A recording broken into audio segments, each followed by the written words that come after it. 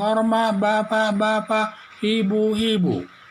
Salam Pancasila.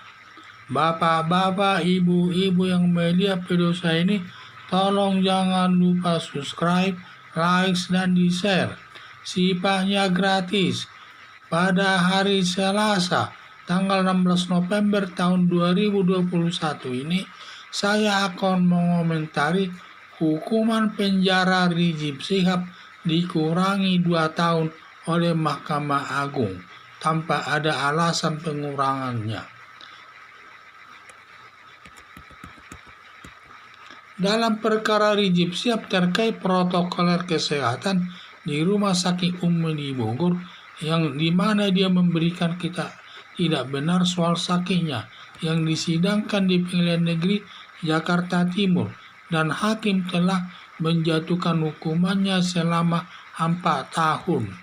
Kemudian Rizik Syihab mengajukan banding ke Pengadilan Tinggi DKI, dan putusannya menguatkan putusan Pengadilan Negeri Jakarta Timur selama 4 tahun, dan selama sidang di Pengadilan Negeri Jakarta Timur dan juga di Pengadilan Tinggi DKI penuh dengan demonstrasi semua pendukung daripada Rizik Syihab dan termasuk simpatisannya.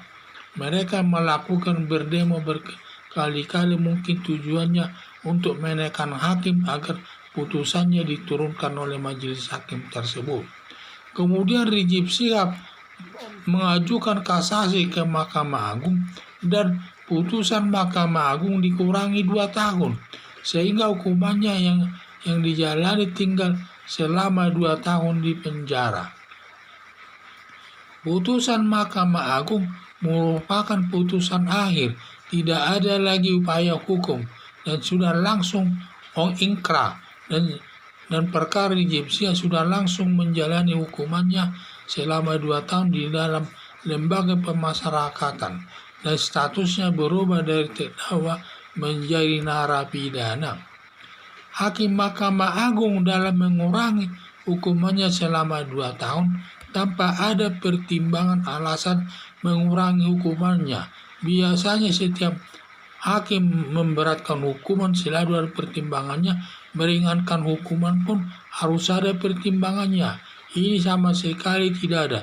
Diduga tidak ada alasan meringankan hukumannya tersebut, hanya menyebut saja hukumannya dikurangi 2 tahun. Tidak ada alasan meringankan hukumannya, diduga karena ada tekanan dari anggota DPR yang pernah didatangi para ustadz pendukungnya, atau mungkin ada kaitannya dengan faktor lain.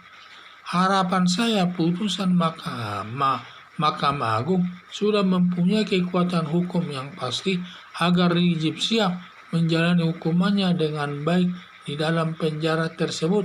Jangan suka memberikan hal-hal yang tidak baik di tengah-tengah masyarakat, karena dia posisinya masih di dalam tahanan, yaitu harus, kalau dia memang ingin tertib dalam tahanan itu, harus mentaati semua peraturan yang berlaku di lembaga pemasyarakatan tersebut.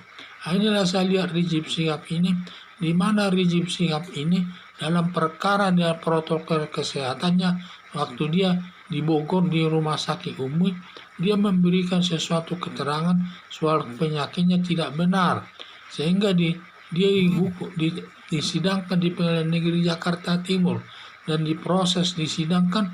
Dalam persidangan tersebut dia sering melakukan pernyataan-pernyataan yang menentang daripada jaksa maupun hakim tersebut.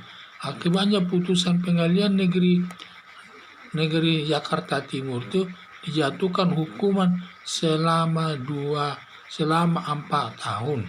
Demikian juga kemudian dia naik banding.